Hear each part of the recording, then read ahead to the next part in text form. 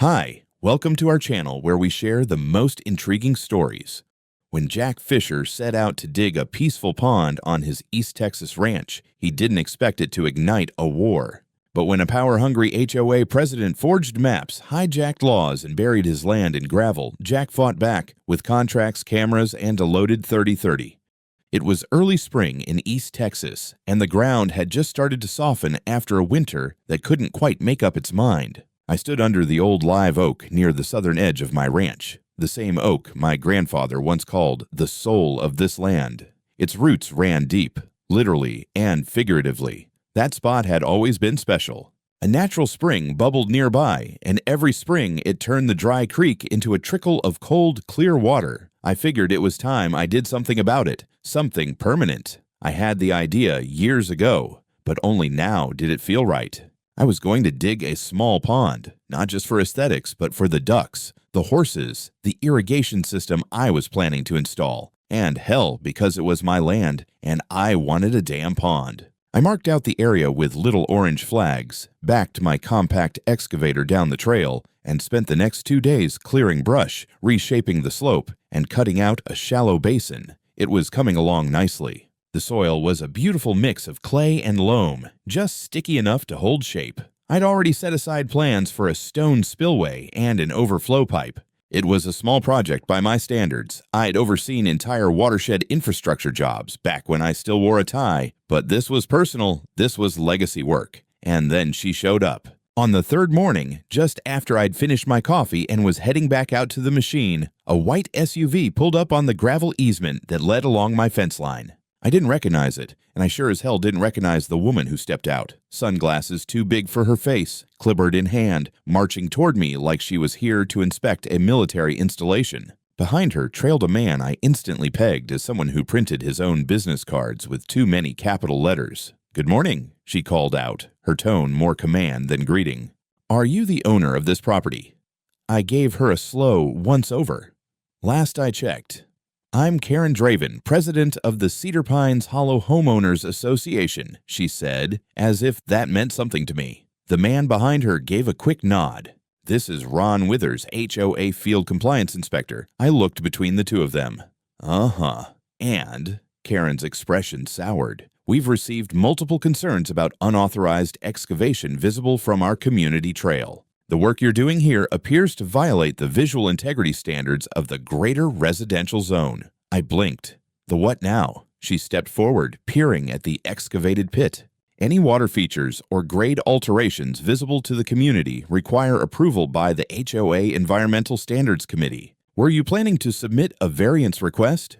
"Lady," I said slowly, "this land's been in my family for over 150 years. It predates your HOA, your houses, your goddamn walking trails. This is private ranch land. You've got no jurisdiction here." Karen's lips tightened like she'd bitten into a lemon. "All land adjacent to Cedar Pines Hollow is expected to conform to shared community aesthetics. It's in our covenant expansion documents." "Yeah?" I tilted my head. "You bring those documents on a flash drive, or did you carve them into stone tablets?" Ron cleared his throat. "Sir, if you could just submit an application to the committee." I raised a hand. "Nope, not doing that. I don't answer to your committee, and I don't take orders on my own damn land. If you want to stand here and look pretty, be my guest. But I've got a pond to dig." I turned and climbed back into my excavator. Through the rear-view mirror, I saw Karen standing stiff as a flagpole, whispering something to Ron. They stood there for another few minutes, pretending to inspect the surroundings, then finally walked back to their SUV. As they pulled away, Karen shot one last look over her sunglasses, half threat, half promise. I let the bucket drop into the soil with a satisfying thud and got back to work. But I knew then, just by the way she looked at me, that this wasn't over. Not by a long shot. The letter came in a government envelope, cream-colored and ominously thick, with my name printed across the front like a threat in cursive. I found it stuffed into the mailbox 3 days after my run-in with Karen, folded between a seed catalog and a flyer for a local church's catfish fry. The return address read Office of Environmental Oversight, Polk County Division. I didn't even make it back to the house. I opened it right there by the fence post, boots in the dust.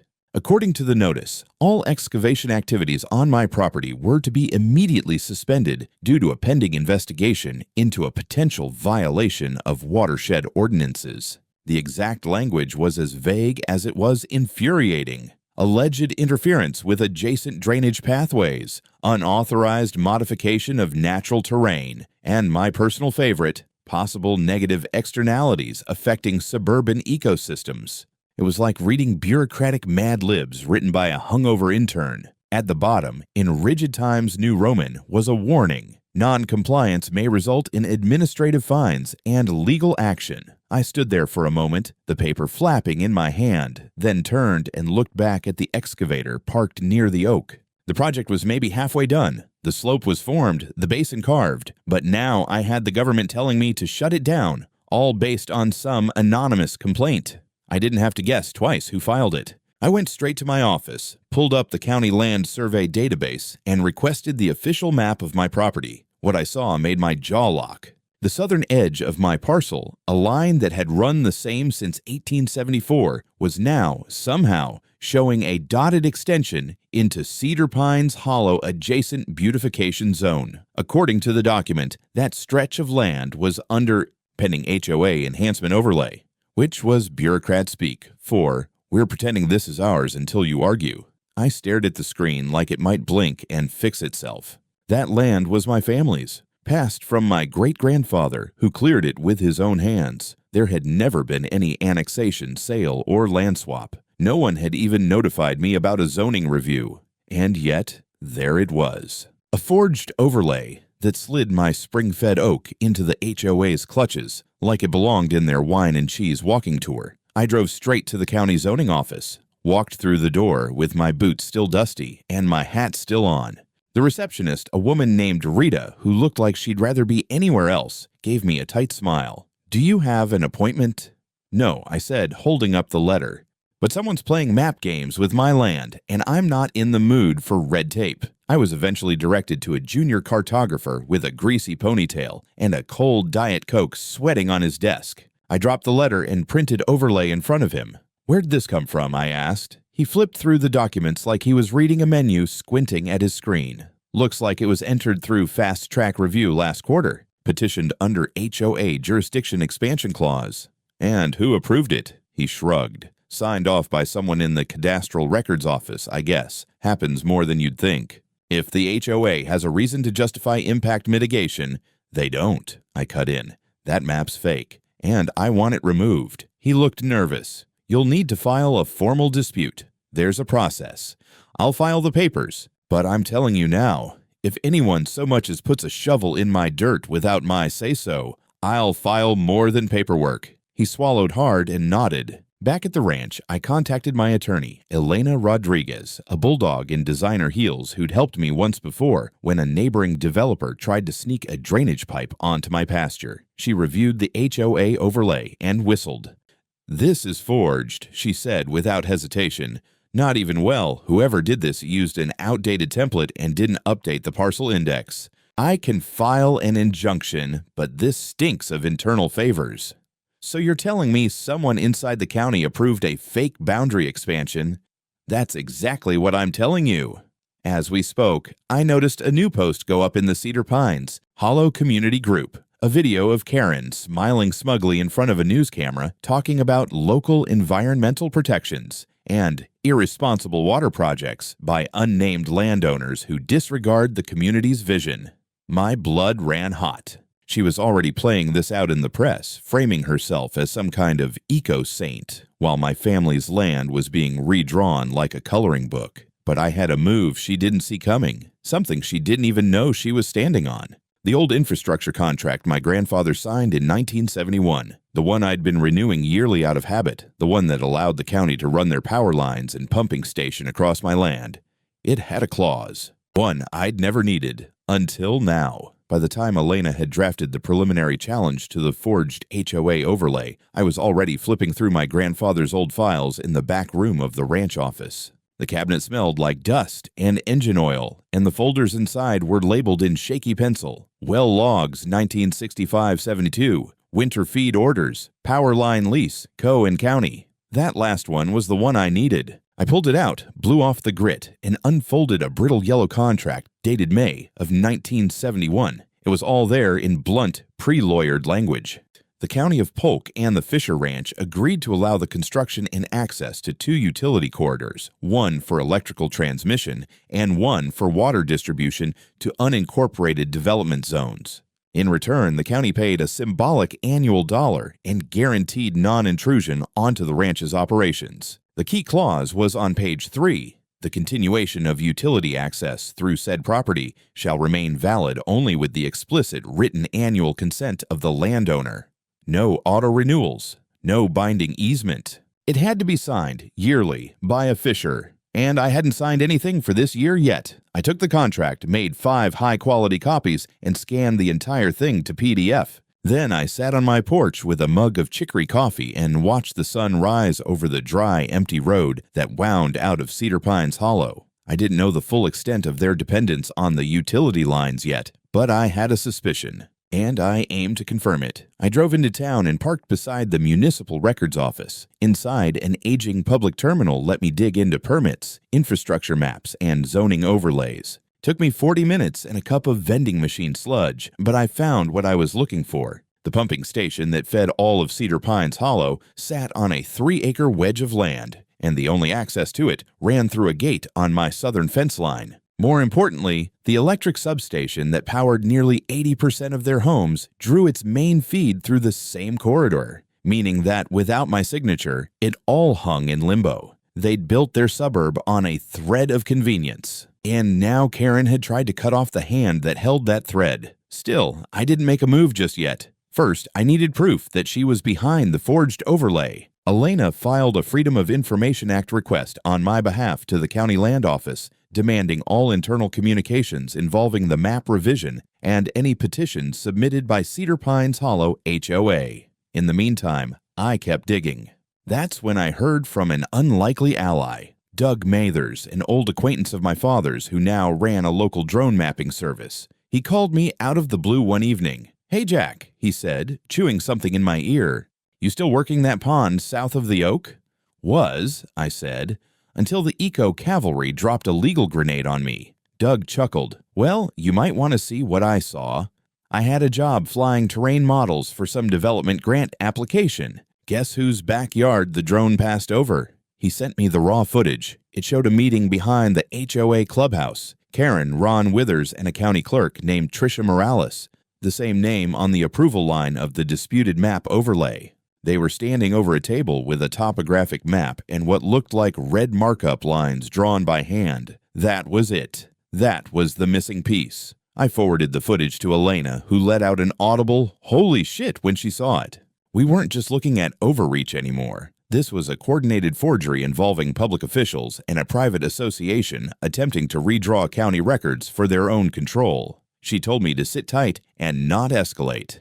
But I had no intention of sitting, not after what happened the next morning. I woke up to the sound of diesel engines outside, looked out of the window, and saw 4 county trucks idling at the southern gate. I walked out with my boots half-laced and a 30-30 lever action slung loosely on my shoulder. Not aimed, just carried. A man in a county vest stepped forward with a clipboard. "Morning, Mr. Fisher. We're here under the authority of the Environmental Impact Commission. Just routine drainage reassessment. Might need to take a few samples and measurements near that excavation area." I stepped down from the porch slowly. "You're not putting a boot on my land without a warrant signed by a judge," I said evenly.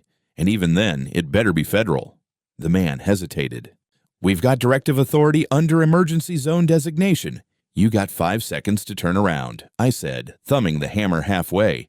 "Or I'll call the sheriff and let him know you just declared an emergency on private property without proper authorization. That's trespassing, intimidation, and abuse of process." He didn't make it to 4. The trucks backed out in silence. That night, I wrote a letter, formally revoking all access to the infrastructure corridor until further notice. I signed it, stamped it, and mailed copies to the county, the utility companies, and Cedar Pines Hollow HOA. The fuse was lit. 2 days after mailing the revocation letters, the silence felt heavier than usual. Not the peaceful kind I'd grown used to out on the ranch, but the kind that settled right before a Texas thunderstorm. Dense, electric, waiting.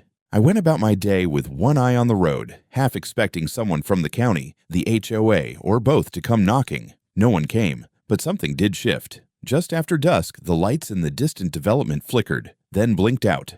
It started with one street, then another. A long stretch of sodium lamps lining Cedar Pines Hollow's main boulevard sputtered and went black. From the ridge, I could see porch lights vanish one by one like dying fireflies. Then, the messages started. I wasn't on any of their social media groups, of course, but screenshots came in from neighbors sympathetic to my situation. First, someone posted, "Power out again. Generator won't kick in."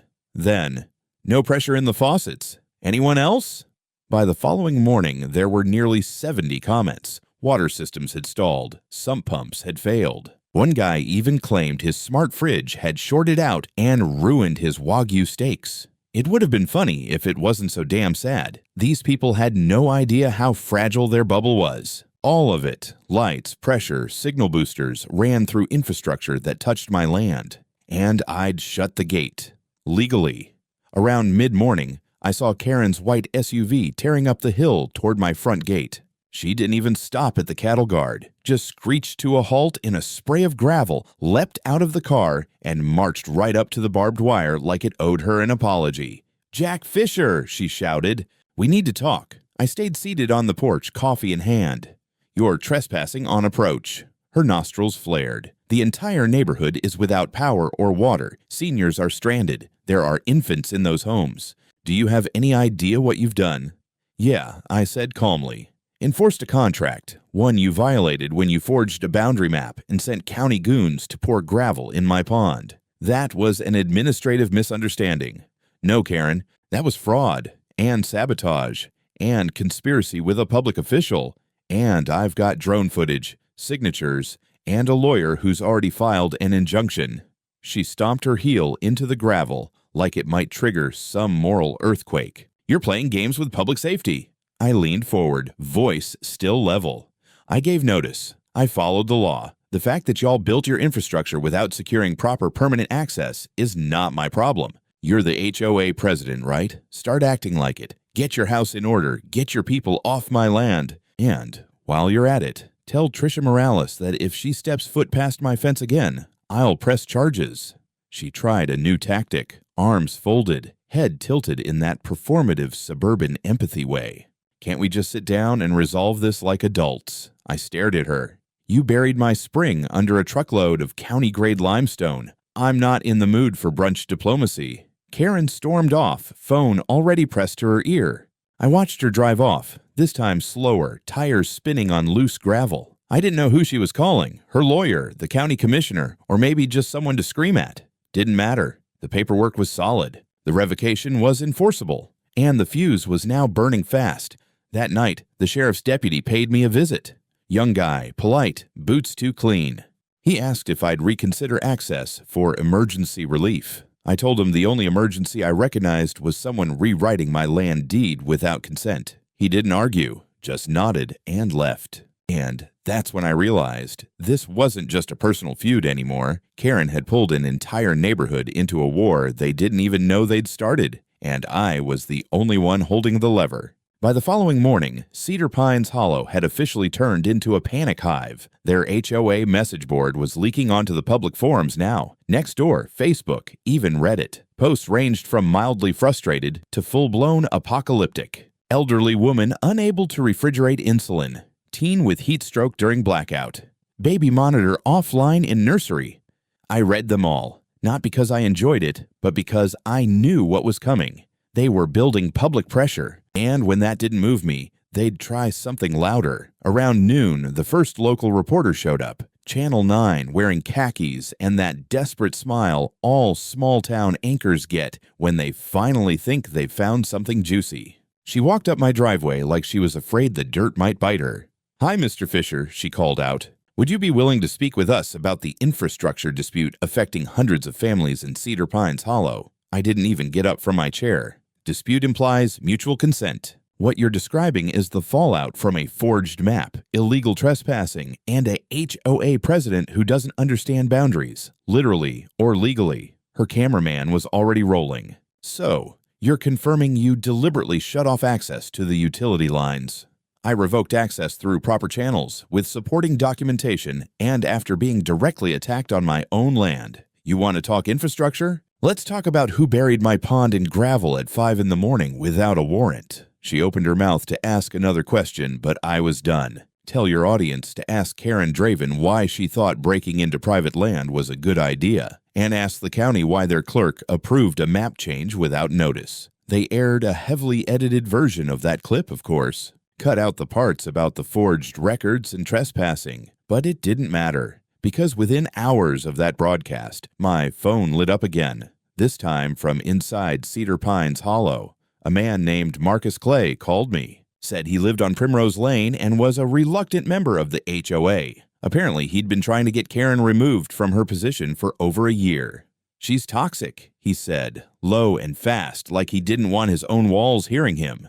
"She bullies the board, overrides votes, controls the finances. Half the people here are afraid of her." I let him talk. He told me that several residents had requested an emergency meeting without her that they were organizing. And then he dropped a bomb. "She's planning something," he whispered. "I don't know what, but she had contractors at her house this morning, talking about rerouting something. She said she's done waiting for cowboys with legal pads to control her grid." "That sound like you?" I thanked him and hung up. 10 minutes later, I fired up the feed from my trail cams. Infrared, full coverage, 4 angles near the utility gate. Around 3 a.m. that night, a white unmarked truck pulled up to the South Access Road. 3 men got out. One had bolt cutters. Another carried a case that looked suspiciously like electrical equipment.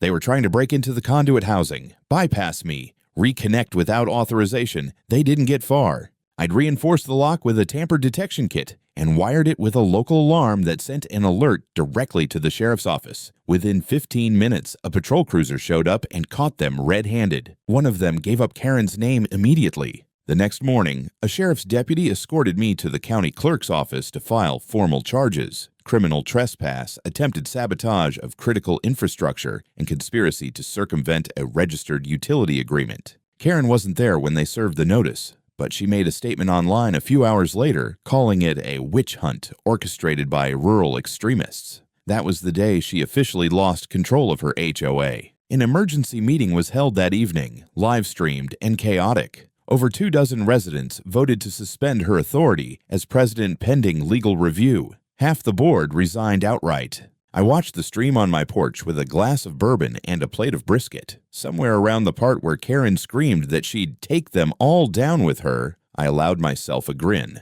The pond was still buried under rubble. But now the whole damn power grid had turned into a weapon, and Karen had finally pulled the trigger on herself. The days that followed were a strange mix of quiet and fallout. With Karen temporarily suspended and half the HOA board gone, Cedar Pines Hollow looked less like a neighborhood and more like a headless chicken spinning in circles. Trash pickup didn't happen. Lawn services didn't show. The weekly email blast titled Community Pride Bulletin stopped mid-sentence. The entire operation had been propped up by one woman's manic control, and now that she'd been yanked out, everything stalled. Meanwhile, I didn't stop. Elena filed a full civil suit on my behalf: illegal trespass, malicious property damage, conspiracy to defraud a landholder, and impersonation of regulatory authority. We had the forged map, drone footage, drone audio, utility break-in attempts, and signed statements from 2 of the men caught on camera. One of them had flipped fast enough to provide screenshots of text messages from Karen instructing them to restore what the county failed to act on. But the pond, the damn pond, still sat under 2 feet of crushed limestone and sand, its basin compacted, its runoff trench clogged. I stood there one evening, just staring at it, hands on my hips, trying to decide whether I wanted to scream or dig or burn the whole subdivision down with sarcasm and diesel. That was when I got a call from a local environmental consultant, oddly enough, a guy who'd worked for the same county commission, now trying to pretend they'd never heard of Karen Draven. "Mr. Fisher, I heard about what happened," he said.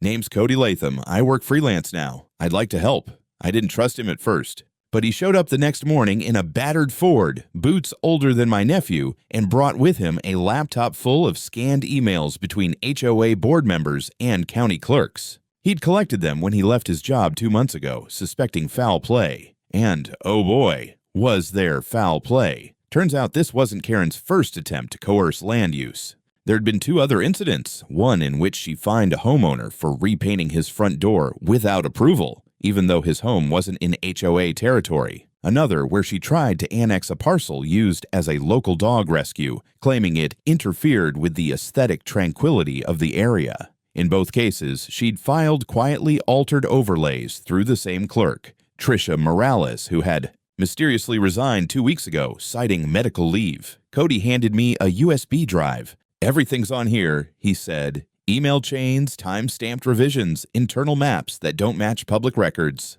I brought it to Elena, who nearly knocked her coffee over. She called the state land registry that same day and opened an official complaint on top of our civil suit. Meanwhile, Karen's situation was unraveling faster than a knockoff lawn chair in a hailstorm. News outlets started digging. Turns out the HOA had collected landscape compliance fines that never showed up in their budget. Several residents demanded an audit, and audit they did. Within 72 hours, it came out that Karen had redirected nearly $40,000 into a discretionary beautification fund that just so happened to be linked to her cousin's landscaping company. Most of the receipts were fake. The board was now facing a class action lawsuit from its own members. I watched the televised segment with a kind of horrified admiration. She hadn't just poked the bear. She'd tried to sell its fur to the county before the hunt even began. Still, none of this restored my spring. None of it put water back in the trench or gave the ducks a place to land. I knew I'd win eventually, but something in me wanted it now. Something loud, public, final. That's when Marcus Clay, remember him, the HOA guy who first reached out, called me again. "Jack," he said, "you're not going to believe this. Karen's calling for a neighborhood rally. She's inviting the media, claiming she's being persecuted by rural extremists and that this is a sovereignty battle. She's trying to spin it as some kind of constitutional standoff." I almost laughed. Almost. "Tell you what," I said. "If she wants a rally, I'll give her one. But this time, it won't be speeches and lawn chairs. The next move would be mine, and it wouldn't be quiet." When the day of Karen's so-called rally finally arrived, the hypocrisy of it all hit like a hammer. She had the gall to frame herself as the victim, some oppressed patriot standing against the tyranny of an old rancher with too much land and not enough HOA compliance in his blood. The flyer she posted online featured an American flag, an out-of-context quote from Thomas Jefferson, and a Photoshop of her standing nobly in front of a field she'd never walked across a day in her life. It was titled, "Community Sovereignty Now," as if I were the British Crown and she was declaring independence on my fence post. But I wasn't in the mood for red, white, and bullshit. I spent the morning preparing, not with signs or slogans, but with documentation. I had printed copies of the original deed to my land, the contract regarding the utility corridor, a full schematic of the electrical lines, the revocation notices, the legal injunction, the charges filed, and every damn photo of the pond before, and after it was buried like a mafia secret, Elena helped me package it all into a sleek, bulletproof press packet, which I handed to every reporter who arrived on the scene before Karen even got out of her car. And I made sure they all arrived. The moment Karen and her band of loyalists, maybe 20 people tops, began setting up folding chairs at the trailhead near the HOA clubhouse, I rolled up in my F-250 with a portable generator, a mobile screen, and a wireless mic rigged to a speaker. System that used to belong to a local rodeo announcer. I parked on my side of the property line, ran the screen off the tailgate, and plugged in a live stream of drone footage from the illegal gravel dump. Time-stamped and watermarked. Reporters swarmed. Karen froze mid-photo op when the feed switched to footage of her 3 hired men being cuffed by sheriff's deputies under a glowing trail cam infrared. Her face dropped into that tight smirk she wore when she had no script left. But I wasn't done. I stepped forward, mic in hand. "Good afternoon, folks. Since there seems to be some confusion about who owns what, I figured I'd host a little land education session. Welcome to Fisher Ranch. Getter 1874. Privately held, tax-paying, not subject to HOA jurisdiction." I could see some of the newer Cedar Pines residents looking around awkwardly, like they were just now realizing this whole thing wasn't some civic event. It was a public shaming. I gestured to the screen. "This is the pond I was digging, on my land. This is the unauthorized gravel dump ordered by someone who had no legal claim. This is the electrical box your homes depend on. This is the gate I revoked access to. After that same someone tried to forge county maps and stage a midnight sabotage. And this, I held up a manila folder, is the list of formal charges filed with the county and the state. Not opinions, not politics, facts. Karen tried to interject. This is slander. This is targeted harassment. Not unless I made up your bank transfers, I said, holding up the audit summary from the landscaping scam. Want to talk about that discretionary fund again? Or should we ask Channel 9 to look into it? Someone in the back shouted, "You used our dues for this?"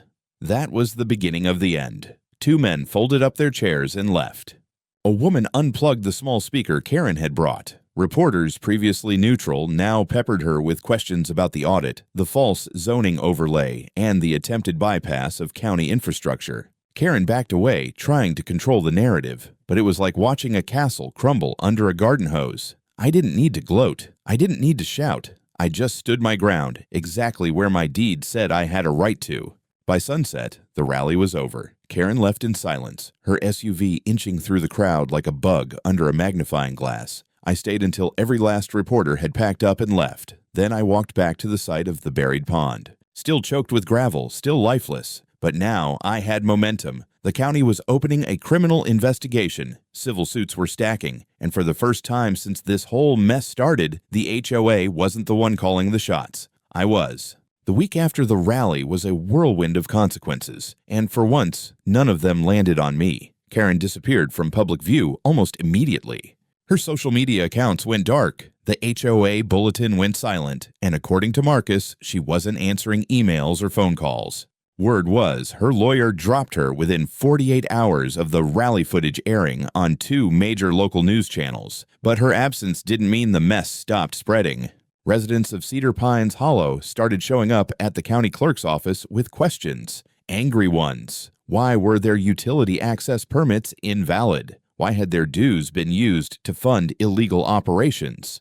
Why had their HOA president tried to literally rewire a power grid without legal right? And most damning of all, why had the county accepted her documents? The pressure burst fast. Within 72 hours, the county announced a full investigation into its own cadastral office. A special committee was formed. Tricia Morales, already on leave, was formally subpoenaed. More whistleblowers came forward, low-level staffers, contractors, even one former code enforcement agent, each bringing their own paper trail. What emerged was bigger than my case. It turned out Karen had attempted to redraw the borders of Cedar Pines Hollow more than once, and in 2 instances, she succeeded. Small properties at the edge of the subdivision had been absorbed into HOA boundaries without the owners ever being notified. One of them, a retired welder named Calvin Reese, had been fined almost $2,000 for not trimming a hedge. That man came to see me personally, brought his old Chevy up my drive, and handed me a homemade lemon pie by way of thanks.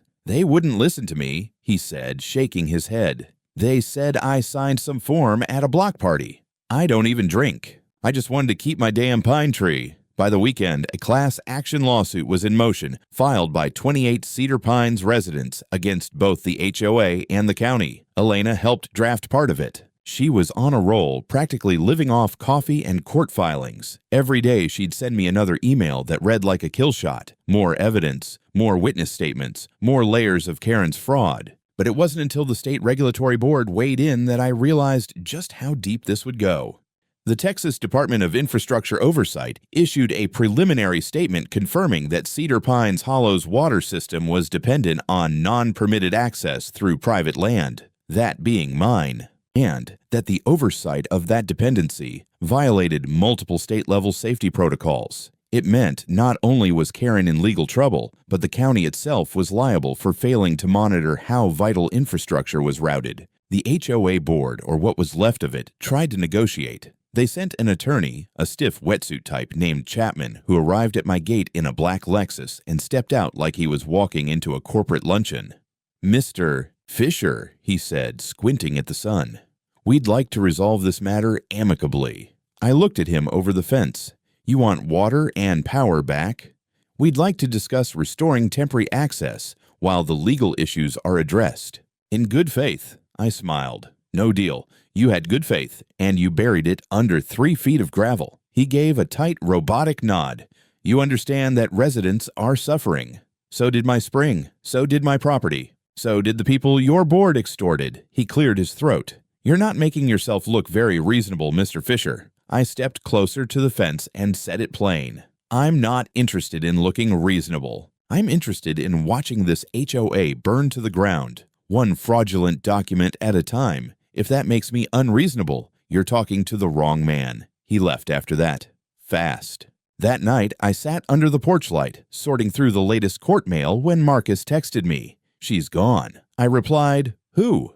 "Karen. Moved out. House up for sale." Sign just went up. I stared at that message for a long while, phone glowing in my hand. Just like that. No apology. No attempt to make it right. Just a woman running from the consequences of a fire. She lit herself. But it wasn't over. Not until the land was whole again. Not until the gravel was gone and the pond returned. That part I would make happen myself. I spent the next few days doing something I hadn't done in weeks. Working the land. Not through lawyers, not through court filings, but with my own hands. The gravel that had buried my pond wasn't going to move itself. I didn't wait for the county to send crews or for some ruling to force a cleanup. That was my spring under there. My soil, my grandfather's ground. I borrowed a backhoe from a friend and started digging. It was hard work, the kind that left your back stiff and your arms buzzing by sundown. But it was honest. The pile of crushed limestone was heavier than it looked, compacted by weather and time, but I chipped at it layer by layer. By the third day, the bottom curve of the original basin started to reappear. The clay beneath was still intact.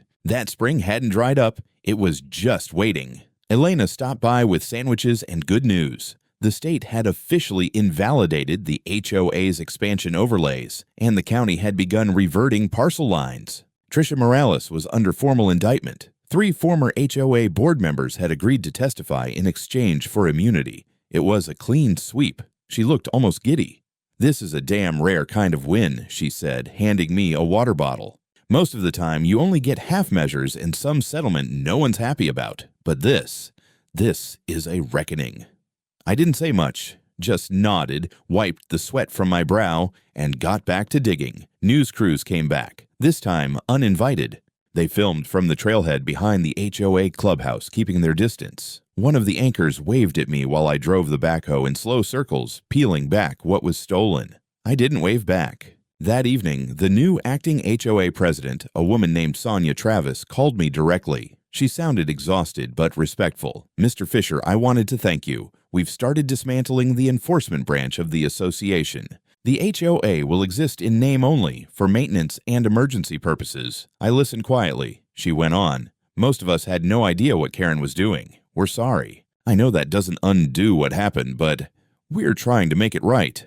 I appreciated that more than I let on. I told her I wouldn't stand in the way of necessary repairs or public safety. As long as they stayed on their side of the line, we wouldn't have a problem. When I hung up, I walked back to the oak tree and sat on the edge of the basin. The air smelled like wet earth again. Birds were starting to come back. I saw 2 ducks circling above, confused but curious. The land was coming back, slowly but surely, just like it always had. The pond was finished by early fall. Not perfect. Some of the stones were crooked, and I still needed to reseed the banks, but it held water, and it held peace. I'd lined the basin with fresh clay, redug the spillway, and built a small wooden bridge over the narrowest part, just like my grandfather once sketched in a notebook I found buried under old feed invoices. The spring flowed again, slow and steady. Life came back in twos. 2 ducks nesting by the edge, 2 rabbits watching from the tall grass, 2 dragonflies circling above the glassy surface like little twin ghosts. I put up a sign near the fence line. Just a simple plank, hand-carved dark varnish on oak. Private land, not for HOA, not for Karen. Neighbors started dropping by, one at a time. They came with pies, jars of preserves, even handshakes. Some apologized. Others just stood awkwardly in silence, looking at the water, then looking at me, then nodding before heading back to their hollow of cedar and shame. I didn't hold it against them. Most had been bystanders, not co-conspirators. And after all the yelling, papers, cameras, and courtrooms, I was done holding grudges. Elena called with the final court result. the state had concluded its investigation. Karen Draven had been found guilty on 4 felony counts: document forgery, criminal trespass, conspiracy to defraud, and willful interference with municipal infrastructure. She was sentenced to 12 years in state prison with eligibility for parole in 8, assuming she could pay restitution. Spoiler, she couldn't. Her property was seized, auctioned. Ironically, it was bought by a young ranching couple who used to rent land 2 towns over. They planned to turn the oversized HOA clubhouse into a community seed bank. The HOA itself? Dissolved. Legally defunct. The remaining board members resigned, and Cedar Pines Hollow became what it probably should have been in the first place. Just a cluster of homes without bylaws, fines, or fake decorum. No more lawn police. No more violation notices for leaving your garbage bin at the curb 12 minutes past collection time. A few months later, I got a letter in the mail. Plain envelope. No return address. Inside was a typed note. Hope you enjoy your little shack. It won't be yours for long. No signature, but I didn't need one. I folded it once, burned it in the fire pit, and walked back to the porch with a beer in hand. The wind carried the last of the ash over the pond, where it drifted, turned in a slow circle, and vanished. I'd kept the land. I'd kept the spring. And I'd reminded a town, a county, maybe even a state, that lines drawn on maps don't mean a damn thing if they're drawn without truth. Some wars are fought with bullets, some with silence, and some are fought with pond water and paperwork.